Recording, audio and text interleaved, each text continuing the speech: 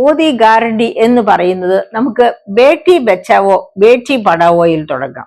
അതായത് പെൺകുട്ടികളെ രക്ഷിക്കുക, പെൺകുട്ടികളെ പഠിപ്പിക്കുക എന്നാണല്ലോ അതുകൊണ്ട് അർത്ഥമാക്കുന്നത്. അപ്പൊ എങ്ങനെയാണ് ഇത് ആദ്യം എടുക്കാൻ കാരണം എന്താണെന്ന് വെച്ചാൽ ഇതിൽ സുപ്രീം കോടതി തന്നെ ഒരിക്കൽ ഇടപെടേണ്ടി വന്നതാണ്. ഒരു കേസ് ഇതിനകത്ത് അഡ്വർടൈസ്മെന്റിന് വേണ്ടി മാത്രമാണ് പണം ചെലവഴിക്കുന്നത്. യഥാർത്ഥത്തിൽ പെൺകുട്ടികളുടെ സുരക്ഷയ്ക്ക് വേണ്ടി കാര്യമായിട്ട് ഒന്നും തന്നെ വളരെ തുച്ഛമായ മാറ്റം ചെലവ് മാത്രമേ വരുത്തുന്നുള്ളൂ എന്ന് പറഞ്ഞ് ഒരു ക്ലയന്റ് കോടതിയിൽ പോവുകയും അങ്ങനെ അവസാനം ആ ക്ലയന്റ് തന്നെ എസ്റ്റാബ്ലിഷ് ചെയ്തു ഇതിന്റെ ചെലവിന്റെ, അതായത് ഈ ബേട്ടി ബച്ചാവോ ബേട്ടി പഠാവോ എന്ന പദ്ധതിക്ക് വേണ്ടി മാറ്റിവെച്ചിരിക്കുന്ന ബജറ്റിൽ വകകൊള്ളിച്ചിരിക്കുന്ന തുകയുടെ 80% അഡ്വർടൈസ്മെന്റ് കോസ്റ്റ് ആയിട്ട് പോകുന്നു എന്ന്. അപ്പോൾ നമുക്ക് മനസ്സിലായി ആ ഒരു ചേർത്ത് പിടിക്കൽ ഒരു കാരണവശാലും അംഗീകരിക്കത്തക്ക ചേർത്ത് പിടിക്കലല്ല എന്ന്. അതുപോലെ രണ്ടാമതൊന്ന് നമുക്ക് നോക്കാം. 8 കോടി വനിതകൾക്ക് അല്ലെങ്കിൽ കുടുംബങ്ങൾക്ക് എന്ന് പറയുമ്പോൾ അതിനകത്ത് വനിതയും കൂടി വരുന്നു. വനിതകൾക്ക് എന്നാണ് പ്രത്യേകമായിട്ട് പറഞ്ഞത്. അതായത് അവര് പാചകത്തിന് വേണ്ടി ചാണക വറളികൾ ഉപയോഗിച്ച് കത്തിച്ചും ഒക്കെ ആരോഗ്യ പ്രശ്നങ്ങളിൽ നിന്ന് രക്ഷപ്പെടാൻ വേണ്ടിയാണ് അവർക്ക് LPG കണക്ഷൻ ഫ്രീ ആയിട്ട് കൊടുക്കുന്നത് എന്ന് പറഞ്ഞ് 8 കോടിയിലധികം പേർക്ക് LPG കണക്ഷൻ കൊടുത്തു 2014 ശേഷം, മോദി ഭരണം വന്നതിന് ശേഷം. പക്ഷെ എന്റെ പ്രിയപ്പെട്ട സുഹൃത്തുക്കളെ ഒന്ന് ആലോചിച്ച് നോക്കൂ. 2014 435 രൂപ കൊടുത്താണ് ഒരു ഗ്യാസ് സിലിണ്ടർ നമ്മൾ മേടിച്ചിരുന്നത്. അത് ഈ ഇലക്ഷന് തൊട്ട് മുൻപ് വരെ 1160 രൂപ വരെ നാം കൊടുക്കേണ്ടി വന്നു. അങ്ങനെ കൊടുക്കേണ്ടി വന്നു. പിന്നെ ഇപ്പൊ അത് 960 ആ ലെവലിലേക്ക് താഴ്ത്തിയിരിക്കുന്നു. അത് ഇലക്ഷൻ വന്നതുകൊണ്ട് മാത്രമാണ് അങ്ങനെ ഒരു ഇളവ് വരുത്തിയത്. അപ്പൊ ഈ 435 രൂപയ്ക്ക് ഈ ഗ്യാസ് സിലിണ്ടർ വാങ്ങാൻ കഴിവില്ലായിരുന്ന ഒരു ഇന്ത്യൻ വനിത, ഒരു ശരാശരി ഇന്ത്യൻ വനിത എങ്ങനെ 960 രൂപയ്ക്ക് ഗ്യാസ് സിലിണ്ടർ വാങ്ങും? അപ്പൊ അതിനകത്തുള്ള പൊള്ളത്തരം, അതായത് സ്ത്രീകളെ ചേർത്ത് പിടിക്കുന്നു, അവരുടെ ആരോഗ്യത്തിൽ എനിക്ക് താല്പര്യമുണ്ട് എന്ന് പറയുന്നതിലെ പൊള്ളത്തരം അവിടെ തന്നെ വളരെ കൃത്യമായിട്ട് നമുക്ക് മനസ്സിലാകുന്നതാകുന്നു. ഇനി അതുപോലെ തന്നെ പോക്സോ നിയമം, അതായത് 2012 പോക്സോ നിയമം കൊണ്ടുവരുന്നത്. കൊച്ചു കുട്ടികൾക്കെതിരെയുള്ള ലൈംഗിക അതിക്രമങ്ങൾക്ക് പറ്റിയുള്ള നിയമമാണ് പോക്സോ നിയമം. ആ പോക്സോ നിയമം 2012 കൊണ്ടുവന്നു. ഇപ്പോഴും പക്ഷെ അനുസ്യൂതം കുട്ടികളോടുള്ള അതിക്രമം നടക്കുകയാണ്. കാരണം എന്താണ്? ക്വിക്ക് ആക്ഷൻ എടുക്കുന്നില്ല. പോക്സോ കേസസ് മാത്രമല്ല വർദ്ധിച്ചുകൊണ്ടിരിക്കുന്നത്, നമുക്കറിയാം. സ്ത്രീകൾക്കെതിരെയുള്ള കേസുകളും വളരെ കൂടുതലായിട്ട് വർദ്ധിച്ചുകൊണ്ടിരിക്കുകയായിരുന്നു ഈ കഴിഞ്ഞ കാലഘട്ടത്തിൽ മുഴുവനും, കഴിഞ്ഞ 10 വർഷക്കാലം മുഴുവനും. അപ്പം സ്ത്രീകളെ ചേർത്ത് പിടിക്കും എന്ന് പറയുന്ന ഗവൺമെന്റ് ഏറ്റവും കൂടുതൽ പ്രയോറിറ്റി കൊടുത്ത് സംരക്ഷിക്കേണ്ടത് ഇത്തരം അപകടങ്ങളിൽ നിന്നാണ്. അതിന് വലിയ കാര്യമായ ശ്രമമൊന്നും മോദി ഗവൺമെന്റിന്റെ ഭാഗത്ത് നിന്ന് ഉണ്ടായിട്ടില്ല എന്നുള്ളതാണ് അനുഭവങ്ങൾ നമ്മെ പഠിപ്പിക്കുന്നത്. ഇനി അതുപോലെ നമുക്ക് ഓർക്കാം, ഗവൺമെന്റിന്റെ ഭരണകാലം കഴിയുന്നത്, രണ്ടാം മോദി ഗവൺമെന്റിന്റെ ഭരണകാലം കഴിയുന്നതിന് തൊട്ട് മുൻപ് ആണ് സ്ത്രീകൾക്ക് 33% അസംബ്ലി പാർലമെന്റ് മണ്ഡലങ്ങളിലേക്ക് 33% റിസർവേഷൻ സംവരണം നടപ്പാക്കിക്കൊണ്ട് നിയമനിർമ്മാണം നടത്തുന്നത്. അപ്പോഴേ എല്ലാവർക്കും അറിയാമായിരുന്നു അതിനകത്ത് ആത്മാർത്ഥതയില്ല, വെറുതെ ഒരു നിയമം, അതായത് ഒരു എലക്ഷൻ പ്രൊപ്പഗാൻഡയ്ക്ക് വേണ്ടി മാത്രമുള്ള ഒരു നിയമം എന്ന്. അല്ലെങ്കിൽ ഓർക്കേണ്ട കാര്യം, നരേന്ദ്രമോദിക്ക് പാർലമെന്റിലും രാജ്യസഭയിലും, ലോകസഭയിലും രാജ്യസഭയിലും സിംഗിൾ മെജോറിറ്റി ഉണ്ടായിരുന്നു 2019 മുതൽ 24 വരെയുള്ള കാലഘട്ടത്തിൽ. ആഗ്രഹിച്ചിരുന്നെങ്കിൽ 2019 തന്നെ വനിതാ ബിൽ കൊണ്ടുവരികയും പാസാക്കുകയും ചെയ്യാമായിരുന്നു. 2024 ആ 33% റിസർവേഷൻ ഇംപ്ലിമെന്റ് ചെയ്യാമായിരുന്നു. പക്ഷെ ഇപ്പൊ എന്താ സംഭവിച്ചിരിക്കുന്നത്? ഈ 17ാം ലോകസഭയിലെ 78 വനിതകൾ പാർലമെന്റിലേക്ക് വന്നു. ഇപ്പോൾ ഇതാ അതിനേക്കാൾ താഴെ 73 വനിതകൾ മാത്രമാണ് ഇപ്പോ പാർലമെന്റിലേക്ക് വന്നിരിക്കുന്നത്. അപ്പൊ തന്നെ നമുക്ക് മനസ്സിലാക്കാവുന്നതേ ഉള്ളൂ, നരേന്ദ്രമോദിയുടെ ഓരോ മാജിക്ക് ഈ തരത്തിലാണ്. അതായത് അതായത് ഓരോ ഗ്യാരണ്ടിയും ഇതുപോലെ തന്നെ ഗ്യാരണ്ടി ആയിട്ട് മാത്രം വെറുതെ അവശേഷിക്കുകയാണ്. അതിന് അന്തസത്തയില്ലാത്ത ഒന്നായി മാറുന്നു എന്ന് വേണം നമുക്ക് മനസ്സിലാക്കാനായിട്ട്. ഇനി അതുപോലെ തന്നെ വേറെയും കിടക്കുകയാണ് ഇഷ്ടം പോലെ കാര്യങ്ങൾ. 60+ പെൻഷൻ, അതായത് സ്ത്രീകൾക്ക്, അതുപോലെ ഡിഫറൻ്റ്ലി ഏബിൾഡ് ആയിട്ടുള്ളവർക്ക്, വിധവകൾക്ക് ഒക്കെ പെൻഷൻ വരുന്നത് ഈ 60+ പെൻഷൻ കാറ്റഗറിയിലാണ്. ആ കാറ്റഗറിയിലെ പെൻഷൻ പോലും കൊടുക്കുന്നതിന് കോ ബ്രാൻഡിങ് ആവശ്യപ്പെട്ടു. അതായത് നരേന്ദ്രമോദിയുടെ പടം കൂടി വെച്ച് വേണം കാര്യങ്ങൾ മുന്നോട്ട് കൊണ്ടുപോകാൻ. അങ്ങനെ പരസ്യം കൊടുത്താൽ മാത്രമേ, കേന്ദ്ര ഗവൺമെന്റ് തരുന്ന ഷെയർ തന്നെ വളരെ കുറവാണ്, ആ ഷെയർ പോലും തരൂ എന്ന് പറഞ്ഞ് അവിടെ പോലും കടും പിടുത്തം പിടിച്ചു. അത് തന്നെ മോദി ഗ്യാരണ്ടിയുടെ മറ്റൊരു ഒരു ഒരു ഒരു ഒരു ഒരു മുഖഛായ, ഒരു വികൃതമായ മുഖഛായയാണ് പുറത്തു കാണിക്കുന്നത്. ഇനിയും കിടക്കുകയാണ്. അതായത് റെയിൽവേ സ്റ്റേഷന് നമുക്കറിയാം സെൽഫി പോയിന്റ്, നരേന്ദ്രമോദിയുടെ സെൽഫി പോയിന്റ് റെയിൽവേ സ്റ്റേഷനിൽ വെക്കണം. നിങ്ങൾ ഏത് റെയിൽവേ സ്റ്റേഷനിലും, ഇപ്പൊ ട്രിവാൻഡ്രം കേരളത്തിലുള്ള ഏത് റെയിൽവേ സ്റ്റേഷനിൽ ചെന്ന് നോക്കിക്കോളൂ, ഒരു ഗ്രോട്ടോ പോലെ ഒരു കൺസ്ട്രക്ഷൻ നടത്തി അതിന്റെ മുകളില് മോദിയുടെ ഒരു പ്രതിമ സ്ഥാപിച്ചിരിക്കുന്നു. എന്നിട്ട് അത് സെൽഫി പോയിന്റ് ആയിട്ട് കണക്കാക്കുന്നു. എത്ര കോടി രൂപയാണ് ഇന്ത്യയുടെ എല്ലാ ഭാഗത്തുമുള്ള റെയിൽവേസിൽ. അതേ സമയത്ത് നമ്മൾ ഓർക്കേണ്ട ഒരു കാര്യം, അങ്ങനെ റെയിൽവേസ് സെൽഫി പോയിന്റ് ആക്കി കോടികൾ ചെലവഴിച്ച സമയത്ത് ഓർക്കേണ്ടത്, റെയിൽവേയെ എന്താ പറയുന്ന പ്രൈവറ്റൈസ്, സ്വകാര്യവൽക്കരിച്ചു കൊണ്ടിരിക്കുകയാണ്. അതുകൊണ്ട് തന്നെ ഇവിടെ ഒരു വന്ദേ ഭാരത് ഒക്കെ വന്നു എന്ന് പറയുന്നു. പക്ഷെ വന്ദേ ഭാരത് വന്നിട്ട് ഇവിടുത്തെ യാത്രാക്ലേശം 10 മടങ്ങ് വർദ്ധിക്കുകയാണ് ചെയ്തിരിക്കുന്നത്. കാരണം അതിന്റെ സമയത്തിലെ വ്യത്യാസങ്ങള്, അതുപോലെ തന്നെ സിഗ്നലിംഗ് സമ്പ്രദായത്തിലും മറ്റ് റെയിൽവേയുടെ വളവ് നികത്തുക, ഇത്തരം പ്രധാനപ്പെട്ട കാര്യങ്ങള് ഇൻഫ്രാസ്ട്രക്ചറിൽ വരുത്തേണ്ട മാറ്റങ്ങൾ വരുത്താതെ ഒരു ട്രെയിൻ തന്നു, 2 ട്രെയിൻ തന്നു എന്ന് പറയുന്നതുകൊണ്ട് യാതൊരു പ്രയോജനവുമില്ല. അപ്പൊ അത് ശരിക്കും പറഞ്ഞാല് ഈ കേരളത്തിലെ എന്നല്ല ഇന്ത്യയിലെ മുഴുവൻ ജനങ്ങളെയും അങ്ങനെ ദുരിതത്തിലേക്ക് തള്ളിവിടുകയാണ് ചെയ്യുന്നത്. സാധാരണക്കാരുടെ യാത്രാ മാധ്യമമാണ് ട്രെയിൻ, റെയിൽവേസ് ഇന്ത്യയെ സംബന്ധിച്ചിടത്തോളം. പക്ഷെ അതിനെ പോലും സ്വകാര്യവൽക്കരിച്ച്, അതായത് സ്റ്റേഷനിൽ നിന്ന് പിടിക്കുന്ന വെള്ളം പോലും നിർത്തലാക്കാൻ പോവുക. അവിടുന്ന് പിടിക്കേണ്ട കുപ്പിവെള്ളം വില കൊടുത്ത് വാങ്ങിക്കട്ടെ എന്ന്. എന്തൊരു ദുഷ്ടലാക്കാണ് എന്ന് ഓർക്കണം. അതായത് റെയിൽവേ സ്റ്റേഷനുകളിൽ നമുക്ക് പൈപ്പിൽ നിന്ന് വെള്ളം പിടിക്കാൻ നല്ല ശുദ്ധജലം ലഭ്യമാക്കുകയാണെങ്കിൽ സാധാരണക്കാർക്ക്, ഈ ട്രെയിനിലൊക്കെ യാത്ര ചെയ്യുന്നവര്, 3-ാം ക്ലാസ് ടിക്കറ്റ് എടുത്ത് യാത്ര ചെയ്യുന്നവരൊക്കെ ശരിക്കും പാവപ്പെട്ടവരാണ്. അവരൊക്കെ ആ വെള്ളം കിട്ടിയ ആ വെള്ളം കൊണ്ട് അവിടെ ശുദ്ധജലം കൊടുക്കണം സമൃദ്ധമായിട്ട്. അതിനു പകരം ആ വെള്ളം ലഭ്യത ഇല്ലാതെയാക്കി. എന്ത് പറഞ്ഞാണ് ട്രെയിനിൽ സഞ്ചരിക്കുന്നവർക്കൊക്കെ കുപ്പിവെള്ളം വാങ്ങി കുടിക്കുന്നതാണ് ഇഷ്ടമെന്ന് അവരുടെ ഇഷ്ടമൊക്കെ പരിശോധിച്ചിരിക്കുന്നു. അങ്ങനെയാണ് തീരുമാനം എടുത്തിരിക്കുന്നത്. അപ്പൊ ഇതൊക്കെ എന്ത് ക്രൂരമായ നടപടികളാണെന്നറിയോ?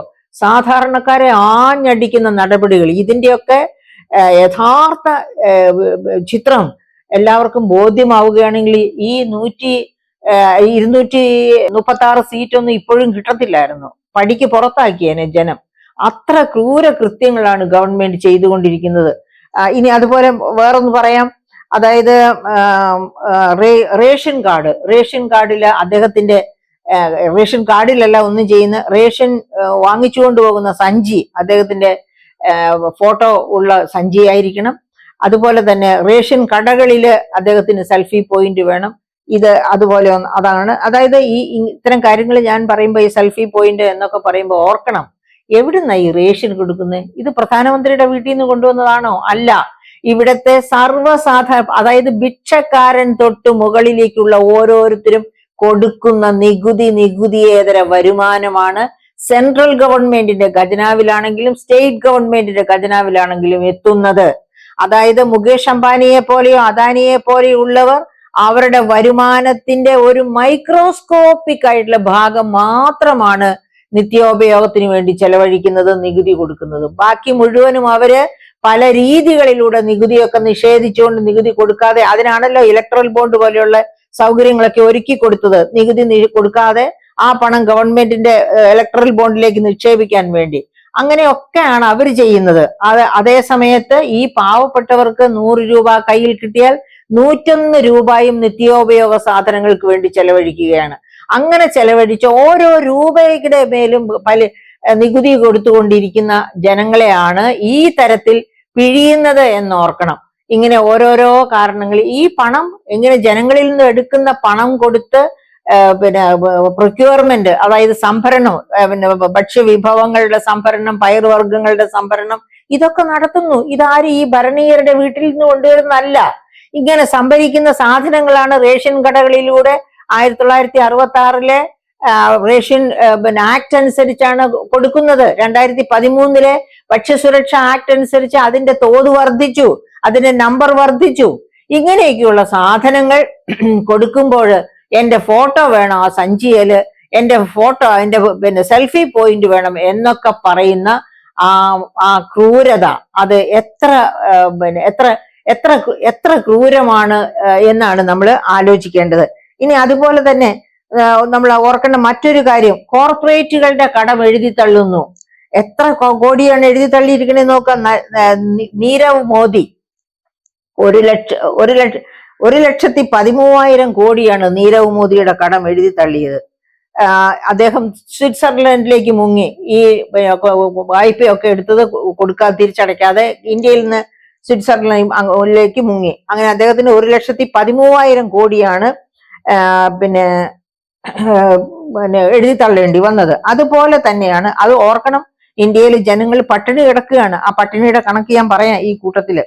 അതുപോലെ അദ്ദേഹം ചെലവഴിച്ചു ശിവാജി പ്രതിമയ്ക്ക് വേണ്ടി 3,000 കോടി. തീർന്നില്ല സുഹൃത്തുക്കളെ. പട്ടേൽ പ്രതിമയ്ക്ക് വേണ്ടി 3,500 കോടി. പട്ടേൽ പ്രതിമയെ പറ്റി, പട്ടേലിന് ഞാൻ നേരത്തെ കാണിച്ചിരുന്നു. നമ്മുടെ ഡൊമിനിക് പിന്നെ ലാപ്രയുടെ പുസ്തകത്തിന്റെ പുറംചട്ടയിലുണ്ട് പട്ടേല്. ആ പട്ടേലിന്റെ പ്രതിമ ഗുജറാത്തിൽ സ്ഥാപിക്കുന്നതിനാണ് 3,500 കോടി ചെലവഴിച്ചത്. ഇനി അത് തീർന്നില്ല, പരസ്യത്തിന് വേണ്ടി 3,755 കോടി ചെലവഴിച്ചിരിക്കുന്നു. ഇതൊക്കെ പഴയ കണക്കാണ് കേട്ടോ. ഇപ്പൊ ലേറ്റസ്റ്റ് ആയിട്ട് ഈ ഇലക്ഷന് ചെലവഴിച്ച കണക്കും കൂടി വന്നാൽ നമ്മൾ അന്തം വിട്ടു പോകും. അപ്പൊ ഈ 3,755 കോടി പരസ്യങ്ങൾക്ക് വേണ്ടി, ഇതുപോലെ മോദി ഗ്യാരണ്ടി, ബേട്ടി ബച്ചാവോ ബേട്ടി പഠാവോ, ഇങ്ങനെ ഓരോ കാര്യങ്ങൾക്ക് വേണ്ടി സർവ്വ പത്രങ്ങളും എടുത്ത് എല്ലാത്തിന്റെയും ഫ്രണ്ട് പേജും സെക്കൻഡ് പേജും ഒക്കെ വാങ്ങിച്ചാണ് ഈ പരസ്യം നടത്തുന്നത്. അതിനുവേണ്ടി 3,755 കോടി. അതുപോലെ തന്നെ മിസൈൽ പ്രൂഫ് വിമാനം. പേടിയാണ് ഇവർക്കൊക്കെ. ഇതുപോലെ ജീവിക്കുന്നവർക്ക് ആരെങ്കിലും എവിടുന്നെങ്കിലും ഒന്ന് തൊടുത്തു വിട്ടാലോ എന്ന ഭയമുണ്ട് കേട്ടോ. ആ ഭയം കാരണം കൊണ്ട് മിസൈൽ പ്രൂഫ് വിമാനം, അതിനുവേണ്ടി എത്ര കോടിയാണ് ചെലവഴിച്ചിരിക്കുന്നത്? 4,500 കോടി. അങ്ങനെ നമുക്കറിയാമല്ലോ, നമ്മുടെ പിന്നെ ഇവിടെയും ഒരു മുഖ്യൻ കാണിച്ചു കൂട്ടുന്നതൊക്കെ ആ രീതിയിൽ തന്നെ. ഇനി അതുപോലെ അതൊക്കെ ഒപ്പം തന്നെ നമ്മൾ ഓർക്കണം ഡീമോണിറ്റൈസേഷൻ. ആ ഡീമോണിറ്റൈസേഷൻ 2016 കൊണ്ടുവന്ന ഡീമോണിറ്റൈസേഷൻ വഴി ഇന്ത്യൻ ഇക്കോണമിയെ നിലം പരിശാക്കിയിരുന്നു.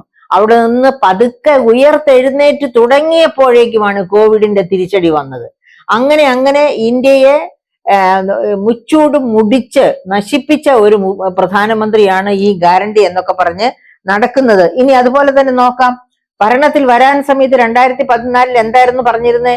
70 ലക്ഷം കോടിയാണ് കള്ളപ്പണമായിട്ട്, അതായത് ഉള്ളവരുടെ ഒരു ഇന്ത്യക്കാരുടെ സ്വന്തമായിട്ട് മറ്റ് വിദേശ ബാങ്കുകളിൽ, സ്വിസ് ബാങ്കിലും മറ്റുള്ള മൗറീഷ്യസ് ബാങ്കിലും ഒക്കെ ആയിട്ട് കിടക്കുന്ന, അത് മുഴുവൻ ഇവിടെ കൊണ്ടുവന്ന് കൊടുക്കുമെന്ന് പറഞ്ഞ്. അതൊന്നും നടന്നില്ല. അതൊന്നും നടക്കാത്ത കാര്യങ്ങളാണ്, വെറുതെ പറഞ്ഞതാണെന്ന് അപ്പോഴേ അറിയാമായിരുന്നു. എങ്കിലും പക്ഷേ, അതായത് നേപ്പാളില് ഭൂമികുലുക്കം ഉണ്ടായപ്പോ 1,400 കോടി ഇദ്ദേഹം കൊടുത്തു. പക്ഷേ ഇവിടെ 200 കുഞ്ഞുങ്ങള് ഈ അടുത്തിടെയാണ് എങ്ങനെ മരിച്ചു? 200 കുഞ്ഞുങ്ങൾ ഓക്സിജൻ കിട്ടാതെ മരിച്ചു. നിങ്ങൾ ആലോചിച്ചു നോക്കൂ, എപ്പോഴാണ് ഏറ്റവും കൂടുതൽ പേർ ഓക്സിജൻ കിട്ടാതെ ഇന്ത്യയിൽ മരിച്ചത്? COVID-19 കാലത്ത്. ഓക്സിജൻ കിട്ടാതെ, പ്രൈമറി ഹെൽത്ത് കെയർ പോലും കിട്ടാതെ മരിച്ച എത്രയായിരം ലക്ഷക്കണക്കിന് ഡെഡ് ബോഡീസ് നമ്മുടെ വിശുദ്ധ നദിയായ ഗംഗയിലൂടെ തന്നെ അങ്ങോട്ടും ഇങ്ങോട്ടും ഒഴുകി നടന്നത് നമ്മുടെ ശ്രദ്ധയിൽ വരണം. അതൊക്കെ ആരോഗ്യരംഗത്ത് ഈ ഗവൺമെന്റ് 2017 ഒരു ആരോഗ്യ നയം കൊണ്ടുവന്നിരുന്നു. ആ ആരോഗ്യ നയത്തില് 2022 ആകുമ്പോഴത്തേനും കേന്ദ്രം GDP-യുടെ 2.5% ആരോഗ്യത്തിന് വേണ്ടി ചെലവഴിക്കണമെന്നാണ് എഴുതിയിട്ടിരുന്നത്. പക്ഷേ ഈ 2024 ഒരു ഇന്റരിം ബജറ്റ് കൊണ്ടുവന്നല്ലോ നിർമ്മല സീതാരാമൻ. അതിൽ പോലും 1% താഴെയാണ് ഹെൽത്തിന് വേണ്ടി മാറ്റിവെച്ചിരിക്കുന്നത്. അങ്ങനെ ഹെൽത്തിന് വേണ്ടി മാറ്റിവെച്ചിരിക്കുന്ന രാജ്യത്താണ് 200 കുഞ്ഞുങ്ങൾ ഓക്സിജൻ കിട്ടാതെ മരിക്കുന്നത് എന്ന് ഓർക്കണം. എന്നിട്ടാണ് നരേന്ദ്രമോദി, ഞാനാണ് ഇന്ത്യയെ സൃഷ്ടിച്ചത്, ഞാനാണ് ഇന്ത്യയുടെ ഭാഗധേയങ്ങൾ നിശ്ചയിക്കുന്നവൻ എന്ന് പറഞ്ഞ് പൊങ്ങച്ചം നടിച്ച് നടക്കാൻ ഈ നരേന്ദ്രമോദിക്ക് അല്ലാതെ മറ്റാർക്കും കഴിയുമെന്ന് എനിക്ക് തോന്നുന്നില്ല. ഇനിയും ഇങ്ങനെ പറയുകയാണെങ്കിൽ എണ്ണിയാൽ ഒടുങ്ങാത്ത രീതിയിലാണ് ഇദ്ദേഹത്തെ പറ്റി പറയാൻ. ഉദാഹരണത്തിന് ഒരു കേരളത്തിലേക്ക് വരികയാണെങ്കിൽ നമുക്ക് 2018 പ്രളയത്തില് 20,000 കോടിയുടെ നഷ്ടമാണ് കേരളത്തിന് ഉണ്ടായത്. അങ്ങനെ ആ കണക്കുകളൊക്കെ കേന്ദ്രത്തിൽ ബോധ്യപ്പെടുത്തി. പക്ഷെ നമുക്ക് തന്നത് 500 കോടി മാത്രം. അതേ സമയത്ത് ഉഗാണ്ടയില് പ്രളയവും മറ്റു പ്രശ്നങ്ങളും ഉണ്ടായതിന് അവർക്ക് 800 കോടി കൊടുത്തു എന്ന് ഓർക്കണം. അപ്പൊ ഉഗാണ്ടയാണോ പ്രധാനം, കേരളമാണോ പ്രധാനം? ഇങ്ങനെയാണ് ഇദ്ദേഹം. അതുപോലെ തന്നെ ഓർമ്മിക്കുക, കോർപ്പറേറ്റുകൾക്ക് വേണ്ടി കടം എഴുതി തള്ളിയത് 6700 കോടിയുടെ കടമാണ് കോർപ്പറേറ്റുകൾക്ക് വേണ്ടി എഴുതി തള്ളിയത്. അതേ സമയത്ത് കർഷകരുടെ കാര്യം ഒന്ന് ആലോചിച്ചു നോക്കൂ. 1 വർഷത്തിലേറെ കാലമാണ് തുടർച്ചയായിട്ട് സമരം ചെയ്തത്.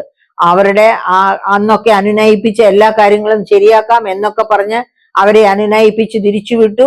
ഈ ഇലക്ഷൻ കാലം വരുന്നതിന് മുൻപ് വീണ്ടും അവർ സമരത്തിനിറങ്ങി. അപ്പോഴും അവരെ അനുനയിപ്പിച്ച് തിരിച്ചുവിട്ടു. അവരിനിയും ഇറങ്ങും. കാരണം എന്താന്ന് വെച്ചാൽ അവർ ആ സമരം നടന്ന കാലത്ത് തന്നെ 800-ലധികം പേർ മരിച്ചിരുന്നു.